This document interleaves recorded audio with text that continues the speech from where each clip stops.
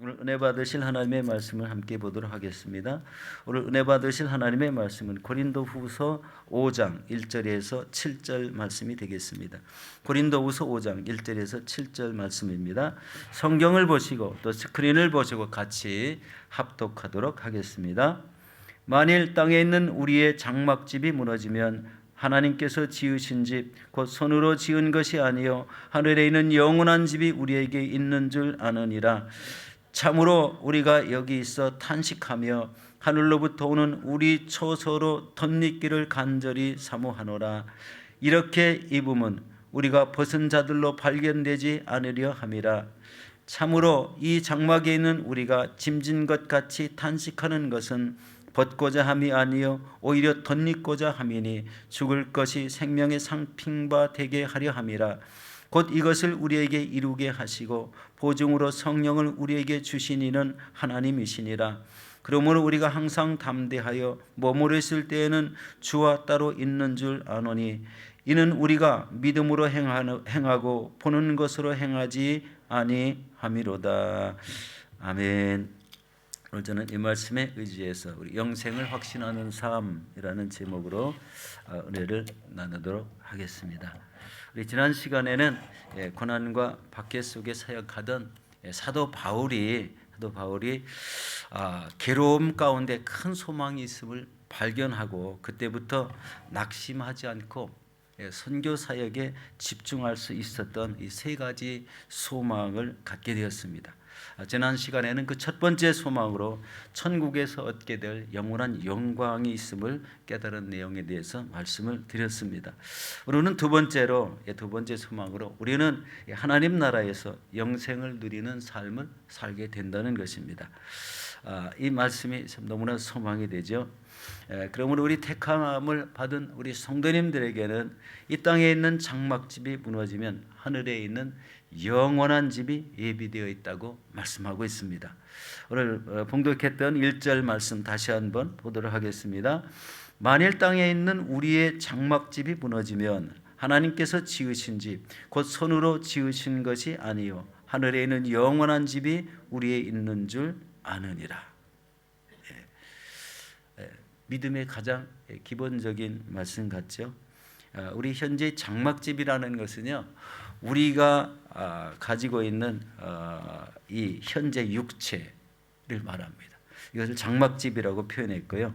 장막집이 무너진다는 것은 한 인생이 살다가 죽는 것을 뜻합니다. 그런데 믿는 성도의 죽음 후에는 하늘에 있는 영원한 집이 우리에게 있다고 합니다. 우리 분명히 이것을 믿어야 되겠죠. 하나님 나라에서 있게 될 이런 신령한 몸으로 이렇게 변화될 수 있다는 거예요. 이것을 신령한 몸이다 이렇게 표현을 했습니다. 우리가 이 몸으로 그대로 올라갈 수 있는 게 아니라 신령한 몸으로 변화되어서 하나님 나라에 가게 된다는 이런 말씀이죠. 이것은 이 땅에서 예수님을 믿은 사람에게만 해당되는 것입니다. 여러분, 우리가 죽으면 영혼은 즉시 낙원으로 올라가게 되고 육체는 땅 속에 들어가서 우리 썩게 되는 거죠. 좀 이런 걸 생각할 때 마음이 좀 이상하죠. 우리 몸이 썩어서 없어진다고 이렇게 표현을 하는데 이게 썩어서 없어지지 않으면 우리의 몸 안에 있는 신령한 몸이 예수님께서 공중에 재림하실 때 들림받는 이런 몸이 우리 신령한 몸이라는 것을 알 때 우리 인간의 이 죄진 인간의 영혼은 다 죽을 수밖에 없다. 그리고 우리 땅 속에서 썩어 없어질 수밖에 없다는 거예요. 신령한 몸을 일으키기 위해서 하나님께서 그렇게 우리 몸을 창조하셨다는 것을 깨닫게 됩니다. 여러분, 신령한 몸으로 변화되어서 어떻게 합니까? 공중으로 올라가서 예수님을 뵙게 됩니다. 공중으로 올라간다는 것은 예수님이 공중에 재림하실 때 이 모든 믿는 사람의 그 장사지냈던 땅속에 있던 영혼들이 순식간에 신령한 몸으로 변화돼서 흰옷을 입게 되고 천국에서 공중에서 예수님을 만나게 되고 그 이후의 과정은 혼인잔치, 천국의 혼인잔치가 열려서 그때부터 이제 영원한 천국 삶이 우리 시작되는 것을 말씀하고 있습니다. 여러분, 이런 과정이 일어나기 위해서는 이 땅에서 우리의 죄악된 육신은 반드시 죽어야 된다는 것을 말씀합니다. 좀 서글픈 얘기지만 이렇게 이런 과정이 우리 앞으로 우리 삶에서 계속 일어나게 된다는 것을 우리 깨닫게 됩니다. 그러면 우리가 이 땅에서 탄식하며 하늘로부터 오는 우리의 처소를 덧입기를 간절히 사모하라고 오늘 말씀하고 있습니다. 우리 2절 말씀입니다. 같이 보겠습니다. 참으로 우리가 여기서 탄식하며 하늘로부터 오는 우리 처소로 덧입기를 간절히 사모하노라. 탄식하며라고 그랬어요. 우리가 탄식하며. 우리 여기서라는 말은 매일의 삶에서 고난을 당하며 죽음을 앞둔 현재의 삶을 말합니다. 현재의 삶은요, 이 땅을 살아가는 현재의 삶은 어떤 사람에게는 아주 고달프고 힘들지만 어떤 사람에게는 아주 평안을 누리고 부족한 것이 없이 누립니다. 각 사람마다, 각 가정마다 처한 형편에 따라서 살 수밖에 없는 그런 시대, 그런 삶이 이 땅에서의 삶입니다. 여기에서 고난당하며 죽음을 앞둔 이런 현재의 삶. 여기서 탄식한다는 것은 나약한 육체를 벗어나서 영원한 이런 부활의 몸으로 덧입기를 소원하는 데서 나오는 이런 탄식을 말하는 것입니다. 우리 고린도후서 5장 3절 4절 다시 한번 같이 보겠습니다. 이렇게 입으면 우리가 벗은 자들로 발견되지 않으려 함이라. 참으로 이 장막에는 우리가 짐진 것 같이 탄식하는 것은 벗고자 함이 아니요 오히려 덧입고자 함이니 죽을 것이 생명의 삼킨 바 되게 하려 함이라. 여러분, 이 말씀은요, 사람이 죽으면 그 몸이 땅 속에서 마치 옷을 벗은 이런 몸으로 있는 것 같이 있다가 그리스도의 재림 때 신령한 몸으로 변화되어서 들림받는 이런 의미를 간직하고 있습니다. 그런데 이것은 마치 우리 죽은 땅이 죽으면은 땅 속에서 벗은 몸으로 있다라는 이런 개념은요, 전 세계적인 개념이 아니라 유대적 개념입니다. 유대 사람은 그렇게 생각했다는 겁니다.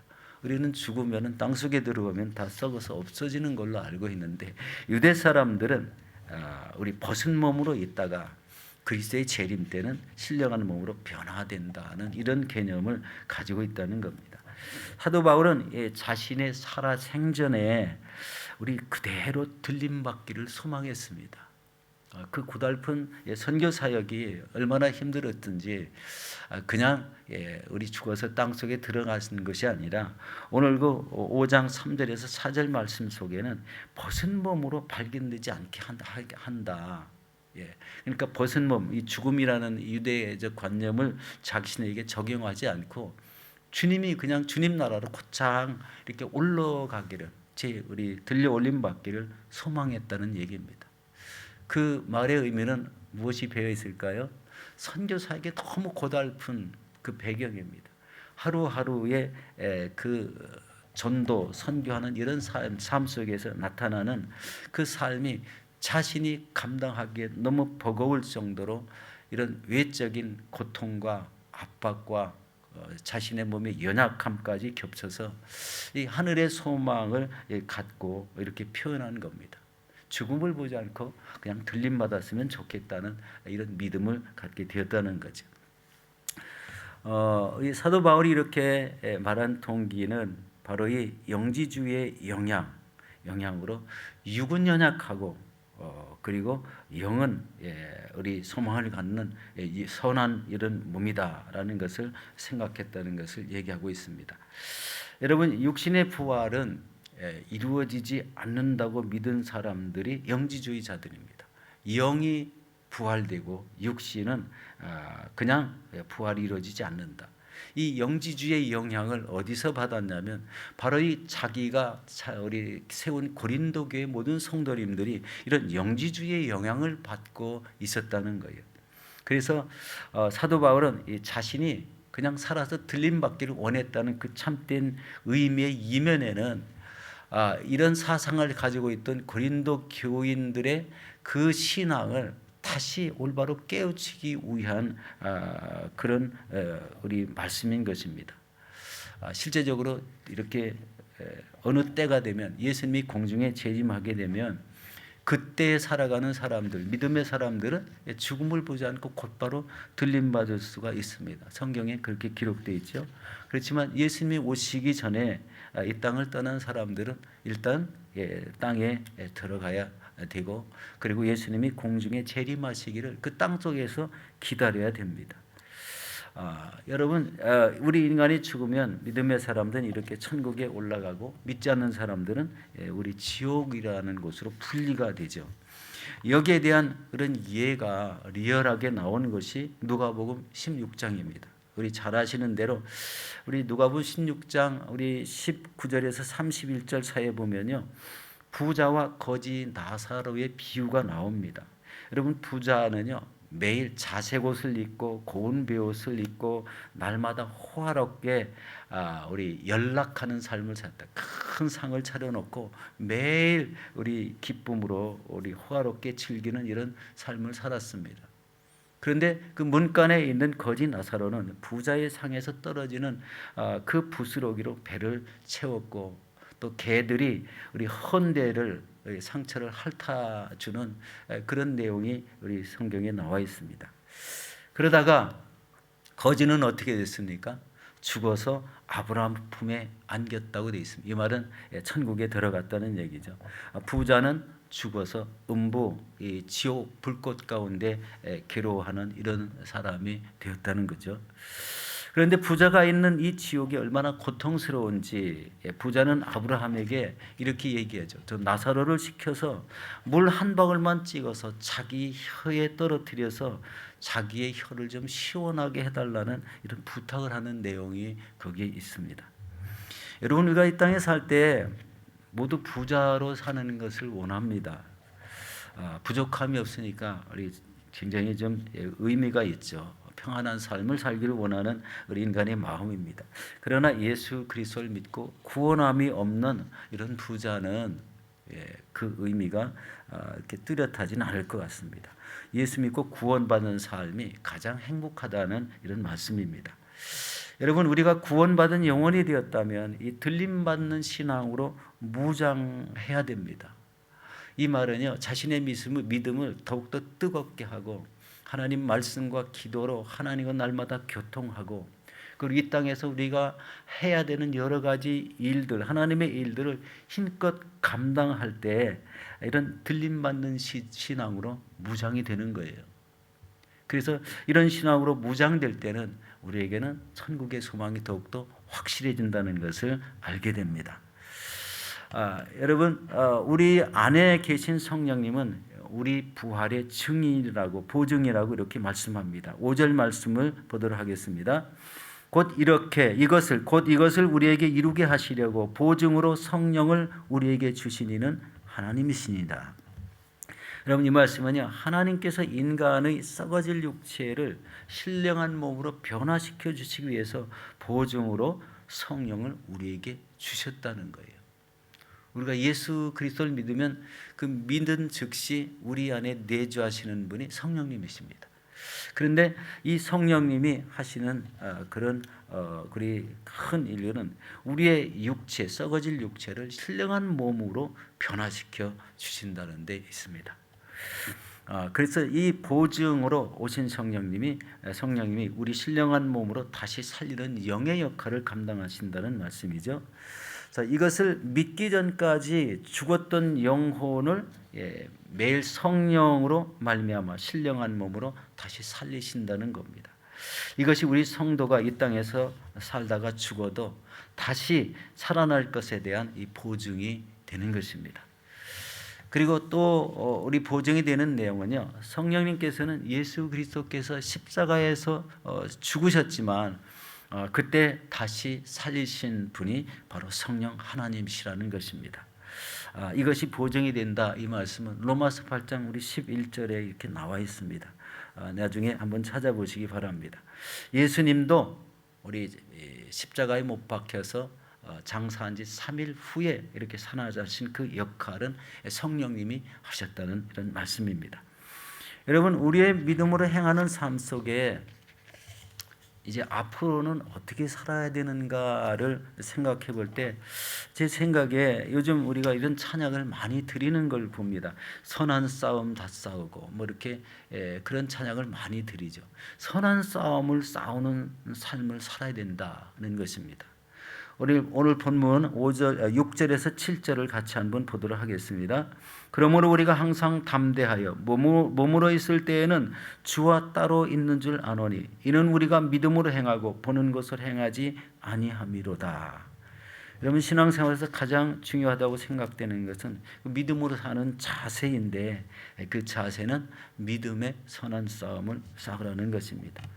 여러분, 믿음의 선한 싸움은요, 자신의 신앙을 올바른 신앙으로 바로 세우고 그리고 이 세대 속에 세속에 흡수리지 않도록 끊임없이 이 영적 싸움을 싸우는 겁니다. 그 영적 싸움을 싸우는 그 가운데에 자신의 신앙을 지켜내면서 세상을 향해서는 예수 그리스도에 대한 복음을 증거하는 이런 삶을 찾는 것을 말합니다. 우리가 이 선한 싸움을 싸울 수 있는 이런 믿음의 기초는 역시 하나님의 말씀입니다. 성령 충만한 신앙입니다. 그리고 우리 날마다 깨어서 기도하고 하나님과 교통하는 이런 모습이 분명한다면요, 선한 싸움에서 세상에 휩쓸리지 않고 이 굳건한 믿음을 지켜낼 수가 있는 거예요. 하나님 앞에 설 때까지 바로 이 자신의 믿음을 날마다 견고하게 지키고 세상과의 싸우는 이런 싸움이 선한 싸움입니다. 여러분, 우리가 무엇을 좋은 것을 가지려고 세상 것을 가지려고 애를 쓴다면은요, 그 선한 싸움에서 우리 방해될 수도 있어요. 꼭 그렇다는 것은 아닙니다. 그것을 취하기 위해서 이 자신의 이 견고한 믿음, 좀 신실한 믿음들이 나태해질 수 있다는 겁니다. 그 세상 것에 좋은 것을 자꾸 취하다 보면 한두 가지가 아니고 전체의 자신의 삶에서 세상에 좋은 것만 취하며 산다면은 바로 이런 이 선한 싸움에 도움이 되지는 않겠다는 생각이 들지 않습니까? 이 선한 싸움이 도움이 되는 것은요, 우리 인간에 보이는 것으로 도움이 되는 게 아닙니다. 하나님의 말씀, 그리고 성령의 충만한 삶, 그리고 자신의 믿음, 날마다 하나님 앞에 간구하며 우리 성령님과 하나님과의 끊임없는 이 교통을 통해서 자신의 믿음이 더 견고함으로 인해서 선한 싸움에서 이기게 될 수 있다는 거예요. 이런 싸움은요, 본인의 신앙을 본인이 그렇게 갖고 나갈 수밖에 없습니다. 누가 도와주는 것은 있습니다. 그렇지만 내면에 간직되는 이런 선한 싸움을 위한 이런 열정은 본인 스스로 그렇게 세워 나가야 된다는 것을 알 수가 있습니다. 그래서 예수님이 공중에 오실 때 들림받는 것도 그 믿음으로 올라가는 게 되지 않습니까? 결론이 우리 확실해집니다. 이 땅에서 선한 싸움을 싸기 위해서 자신의 믿음은 자신이 취해야 된다. 이것을 통해서 우리가 이 땅에서도 세상에 이런 여러 가지 과학 문명이 발전이 많이 되고 있지만 그것에 휩쓸리기보다는 우리의 내면적인 이런 선한 싸움을 싸우기 위한 이런 믿음을 굳건히 한다면 반드시 하나님께서 예비하신 천국을 우리에게 소유할 수 있게 된다는 것입니다. 여러분, 디모데전서 6장 11절 12절에 우리 저기에는 나오진 않을 것 같습니다. 선한 싸움에 대해서 이렇게 말씀을 합니다. 오직 너 하나님의 사람아, 이것들을 피하고 의와 경건과 믿음과 사랑과 인내와 온유를 따르며 믿음의 선한 싸움을 싸우라. 영생을 취하라. 이를 위해서 네가 부르심을 받았고 많은 증인 앞에서 선한 증언을 하였도다. 이것은 우리 디모데 전서에 기록된 이 말씀, 사도 바울의 우리 디모데에게 하신 말씀입니다. 그러면 이 말씀이 우리 이 시대에 가장 필요한 이런 시기가 되었다는 거예요. 우리의 믿음을 굳건히 지키기 위한 이런 선한 싸움을 싸워야 결국 하나님 나라를 우리 얻을 수 있다는 말씀입니다. 우리 사랑하는 성도 여러분, 우리는 하나님의 은혜로 예수 그리스도를 믿음으로 영생을 간직한 이런 몸이 되었습니다. 그러므로 이 땅에서 더욱 신실한 믿음으로 주의 일을 힘껏 감당하시며 선한 싸움을 싸우시다가 이후에 천국에서 우리 영생을 누리시는 저와 여러분들이 되시기를 예수 이름으로 축원합니다. 기도하겠습니다.